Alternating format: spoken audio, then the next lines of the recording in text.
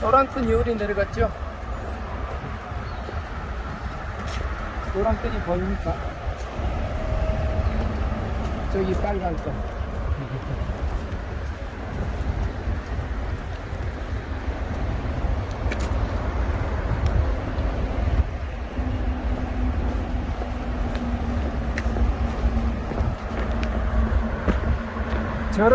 여기 지금 창포원 후문으로 나와서요. 현재 위치는 서울시 노원구와 강북구를 나눠주는 바로 중랑천이 되겠습니다.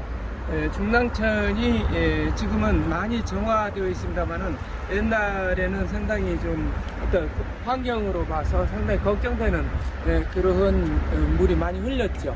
근데 지금은 굉장히 좋은 물이 많이 흘립니다. 그래서 지금 보면은 좀 멀리 보입니다만은 오리들이 많이 놀고 있는 걸 볼 수가 있습니다. 그래서 오리를 보니까 대개 지금 여기에 있는 오리들은요, 흰뺨 검둥오리라는 오리가 오늘은 많이 나와 있네요. 그렇습니다. 아직 건너가야 될 것 같아요.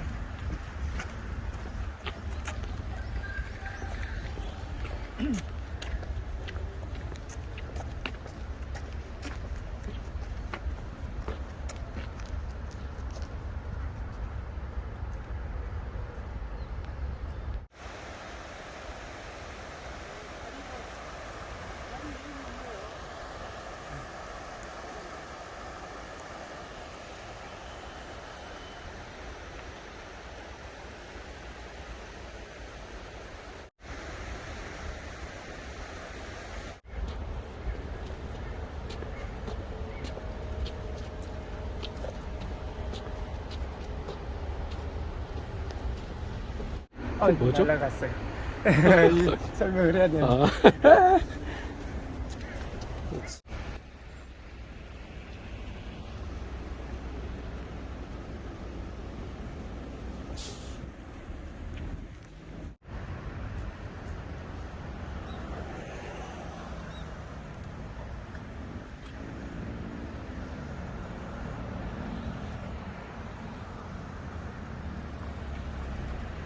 주목들은 거의가 아파트 단지 내나 이런 데 두개는 적용해 놓은 일부러 시제해 놓은 그런 나무들이죠.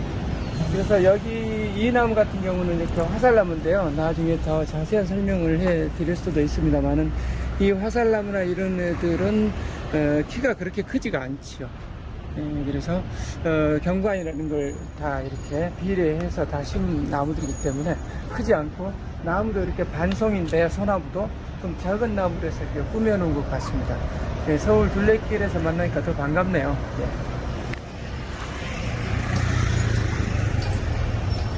주목인데 여기에서 이 주목은 주자가 붉을 주자입니다.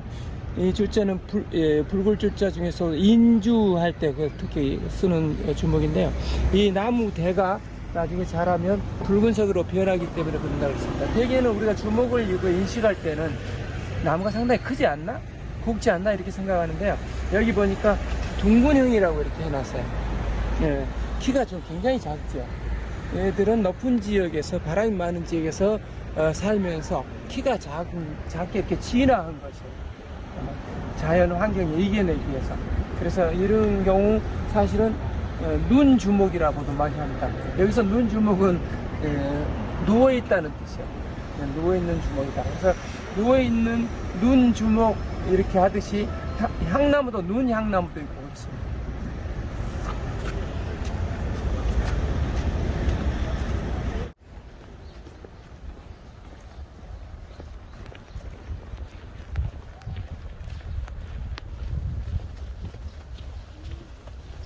아까 상도교인가요? 상 무슨 교였죠? 그래서 건너서 왼쪽으로 하면은 작은 개천이 나옵니다. 개천길을 따라서 이어지는 길이 바로 서울 둘레길입니다. 여기에 지금 표시가 됩니다.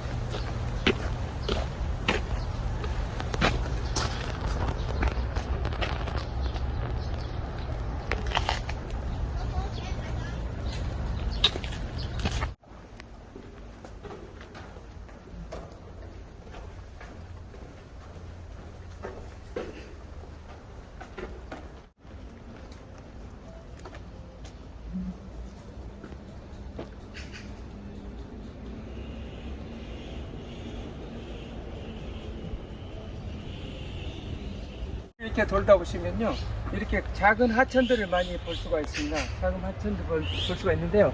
이 작은 하천들을 보면은 지금 이 시기에 보면은 많은 하천 바닥에 풀들이 많이 자라고 있어요.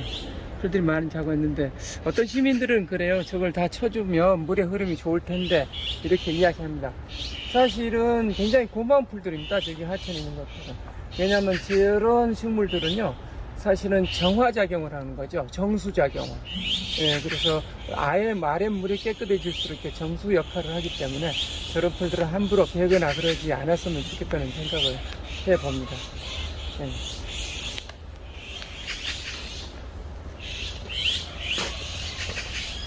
한번 봐볼까요? 이 나무는 그 느릅나무죠. 느릅나무인데, 이 느릅나무는 그 한방에서 많이 쓰면서요, 이 느릅나무의 껍질을 벗겨서 수피를 벗겨서 한방 재료로 많이 쓰는데요. 그거를 벗기면은 하얀 좀 그 수액이 묻은 하얀 거 형성층이 나옵니다. 그거를 유백피라 해서 유백피라고 불러서 굉장히 많이 쓰고 있고요. 그 다음에 뿌리는 유금피라 그래서 또 따로 이렇게 한약재로 쓰고 있습니다. 이 느릅나무의 특징은 보면은 잎이 보면은요, 가운데 주맥을 중심으로 좌우의 밸런스가 좀 맞지 않습니다. 예, 좀 특이하죠. 예, 이런 나무가 바로 느릅나무입니다. 예, 그래서 아까 처음에 말씀드렸듯이 이 껍질을 벗겨서 나오는 유백피는 다른 그 여러 가지 그 풀들, 나물들하고 이렇게 섞여서 버물려서 먹으면 훌륭한 그 식량이 됐다고 그래요. 그래서 이 나무는 사실은 초벌에서 많이 나오는데 풀에서 많이 나오지만 이 나무는 특별히 구황식물로 이렇게 각광을 받았던 그러한 식물입니다.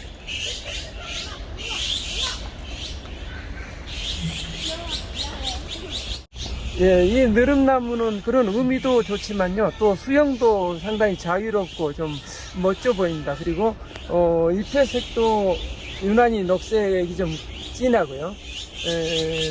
그리고 이 나무는 그렇게 그 큰 교목으로 자라진 않아요.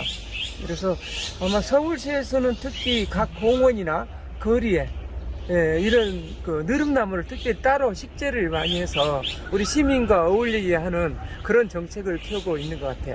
그래서 가까운 서울숲 같은 데도 느릅나무 숲길이 따로 조성되어 있고요. 그러니까 한강공원 같은 데도 보면은 느릅나무를 많이 심어놓은 걸 볼 수가 있습니다.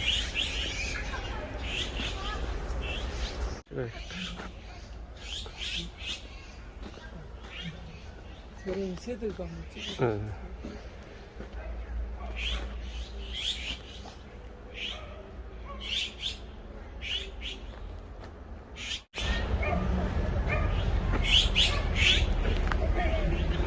저게 무슨 새지? 자, 여기 지금 새들이요. 요 새 보니까요, 꼬리가 조금, 요 꼬리 빛이 조금 짧아요. 제가 봤을 때는. 되게 그 조류들은 꼬리 빛으로 그 어린 새냐, 유조냐, 아니면 성조냐 이렇게 구분을 많이 하는데요. 이거는 이 새의 아마 어린 새 같습니다. 어린 새 같은데요. 이 새는 지금 색깔이 어떤 물빛 좀 같이 보이지 않나요? 예, 근데 까치 종류예요. 그래서 물빛의 색깔을 좀 가졌다고 그래서 물까치라고 많이 부릅니다. 얘들도 굉장히 그 단체 생활을 즐기는 그런 새입니다. 단체 생활을 즐긴다는 것은 공격과 방어를 같이 한다는 뜻이 되겠습니다.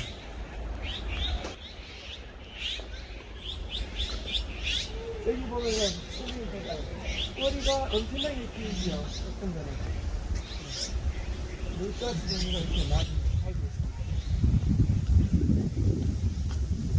길을 걸으시면서 또는 아파트나 이렇게 언덕길을 걸으면서 특별히 이렇게 석축, 돌담 이런 곳에 특히 많은 식물을 볼 수가 있습니다. 그거는 일부러 조성하는 것도 있고요, 스스로 자라는 것도 자생하는 것도 있죠. 여기 보면 이게 전부 철쭉이고요. 그 다음에 진달래 철쭉들이 이렇게 많이 있고요. 그 다음에 이렇게 보시면 여기에 보면은 해양목이 좀 있습니다. 해양목들이 있는데 이러한 식물들은 대체적으로 화강암에서 부스러진 돌가루 이런 것들을 주로 선호하는 그런 식물들입니다. 곧 가뭄에도 굉장히 강하다는 뜻이 되겠죠. 예. 그래서 우리나라 전역은 화강암 지대가 많기 때문에 이런 식물들이 굉장히 많다고 볼 수가 있습니다.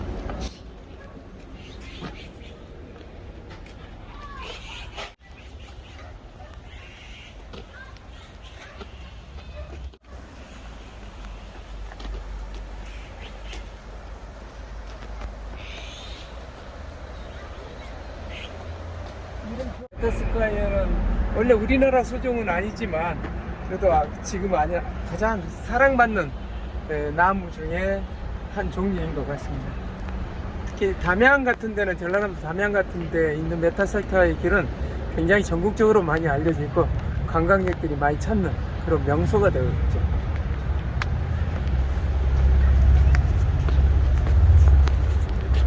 회양목의 그 열매인데요.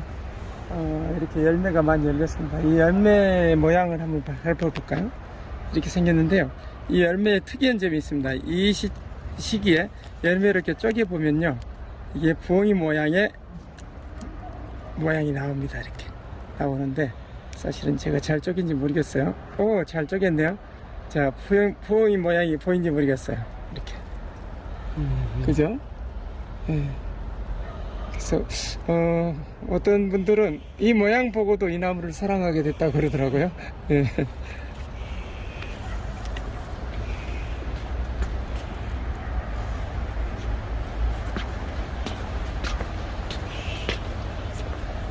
강변을. 네. 그게 어떤 벌레죠? 네, 노린재. 네. 이거 나중에 정확한 명칭은 나중에 다시 설명을 할게요. 네. 예, 다시 이렇게 이 상태에서 한번 찍어볼까요? 그러나 벌레가. 네. 저도 하나 찍어놓고 동정을 하고 명확한 걸 또 설명을 하기 위해서.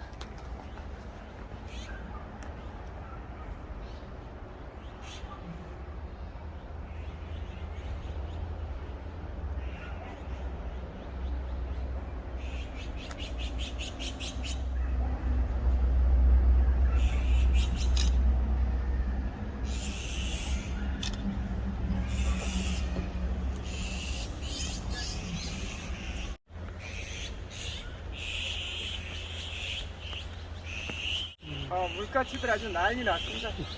네, 엄청나게 많습니다.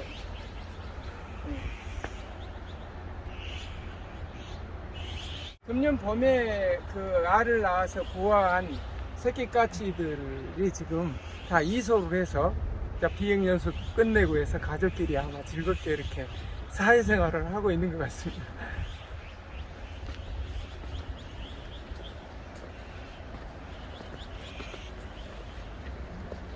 이 지금 메타세콰이어인데요. 우리가 이렇게 탐방을 다니고 또 숲을 살펴보다 보면요. 아주 이와 비슷한 그 나무를 볼 수가 있어요. 예. 그게 나구송이라는 것인데요. 나구송은 물론 그 물을 좋아합니다. 그래서 물 속에서 뿌리가 밖으로 이 지상으로 돌출된 그런 기근을 가지고 있기도 합니다. 그런데 그 차이를 잎으로 한번 살펴보면요. 이 메타세콰이어는 잎이 서로 마주납니다. 서로 이렇게 마주나죠. 이렇게 마주나고요. 그 다음에 이 작은 소엽이라고 그래요. 소엽도 서로 이렇게 마주납니다. 이렇게 서로 마주나는데 아까 그 비슷하다는 나구송은요. 이게 전부 어긋납니다. 서로가 어긋나서 나기 때문에 구분할 수가 있습니다.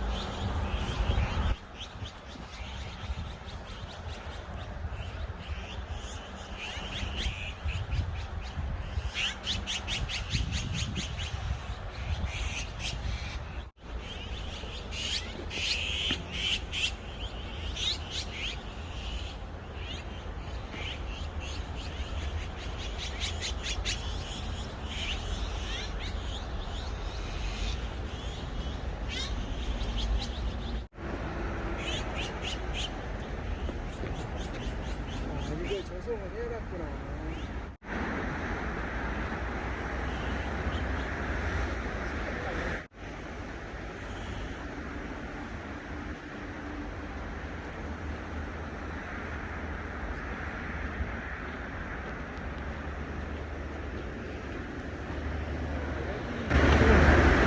자작나무가 이렇게 일부러 또 있기는 한데요. 반가운 나무입니다. 우선 자작나무 보면요, 숲이가 하얗죠. 하얗고 벗겨질 때는 이렇게 벗겨집니다. 이렇게 벗겨집니다.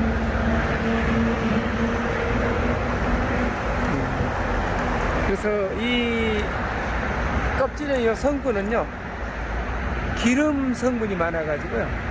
예, 땅 속에 묻히거나 땅이 떨어져 별로 잘 썩지 않습니다. 썩지 않는데 그 유명한 신라의 천마총의 천마도 그림이 바로 이 나무 껍질로 이렇게 그려졌다고 그래요. 그렇다면 신라 시대에 있었던 이 자작나무 재료로 만든 회화 미술이 아직까지 남아있다는 뜻이 되겠죠. 그것도 땅 속에서. 네, 진짜 유명한 나무입니다. 그래서 이런 나무는 왜 자작나무라고 하냐면요, 이 자작나무는 아까 이렇게 기름기가 많아서 태울 때 자작자작 불타는 소리, 그 소리를 듣고 이름을 지었다고 하죠.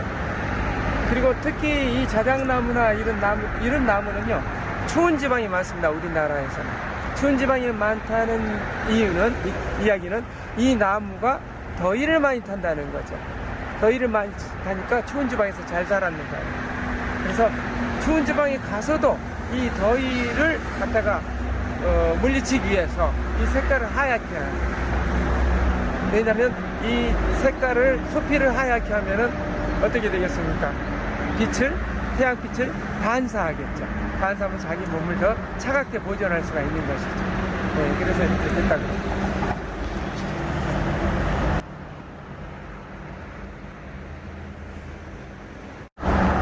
자작나무, 이게 수컷입니다. 이게 수컷이 많이 있겠죠.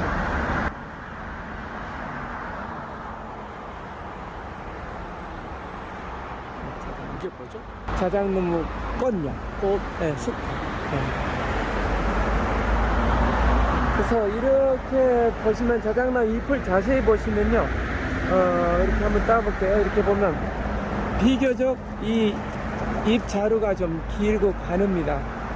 그래서 그 자작나무도 조금 작은 바람이 불어 상당히 이렇게 흩날리는 멋을 좀 부립니다. 어떻게 보면 사시나무하고 비슷하죠. 사시나무라고 할 수도 있겠네요.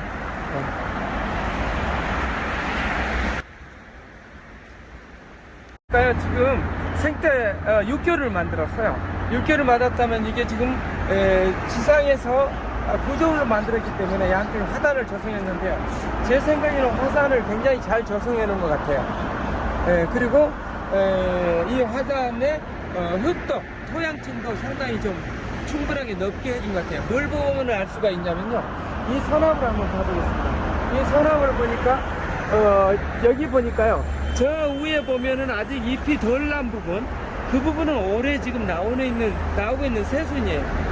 근데 여기서부터 저기 위에까지는 사실은 지난해 자란 부분입니다. 지난해 이 정도 약 1m 가까이 되겠네요. 이렇게 자랐다는 것은 여기에 토양이 상당히 구조물 위에다 얹어놨지만 토양층을 상당히 비옥하게 해줬다는 그런 뜻이 될 것 같습니다. 여기만 그런 게 아니고요, 이렇게 보면은 나무들 모두가 위에 부분이 상당히 많이 자라 있습니다. 소나무들이. 그래서 상당히 여기 육교 위에 화단을 관리를 잘하고 있구나, 이런 생각이 드네요.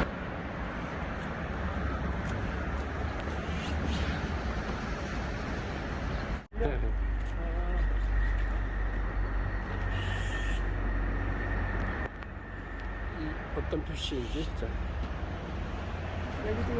여기 지금 현재 우리는 지금 서울시 둘레길 1구간을 지금 계속 지나고 있는데요.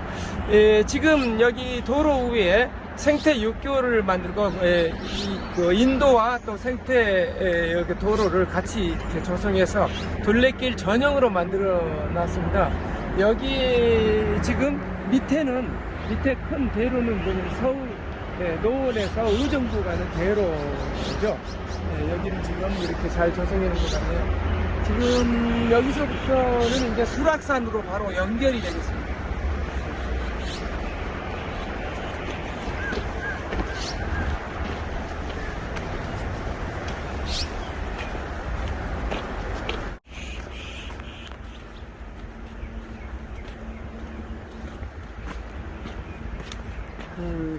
요 나무가 비치나요? 네. 네, 여기 지금 숲이가 나무 이 겉이 약간 하얗게 보이는 이 나무 같습니다. 얘는 생장이 굉장히 빠른 나무죠. 빠른 나무인데 이 나무는 봄에 꽃가루가 날린다고 우리 시민들이 되게 싫어하는 나무기도 해요. 그러나 자기 역할을 충분히 해주고 있는 나무입니다. 저 나무는 지금 은사시나무라고도 하고요. 그 다음에 지금 통일된 게 은사시나무인데요. 현사시나무 혹은 은수원사시나무라고도 이렇게 부릅니다. 이 나무를 도입해서 개량하신 분이 심으신 분이 수원 농림학교에 옛날에 수원 농림학교에 현신규 박사께서 이 나무를 도입을 했다 그래서 현사시나무 또는 그분이 수원의 농림학교에 계셨다 그래서 은수원사시나무 그 다음에 지금은 은사시나무로 이렇게 통일을 많이 하고 있는 그런 나무입니다. 그래서 이 나무는 특히 그 꽃가루는 어디서 많이 발생하냐면요, 수컷에서 굉장히 많이 발생합니다. 엄청나게 많이. 그래서 상당히 좀 걱정스러운 그 대접을 받고 있는 나무기도 한데요. 자기 역할은 그래도 충분히 해주고 있을 겁니다. 우리 이 숲을 푸르게 해주고, 그 다음에 광합성을 해서 인간한테 좋은 또 산소도 공급해주고 좋을 것 같습니다. 적당히 있는 것은 뭐 아무런 상관이 없겠죠.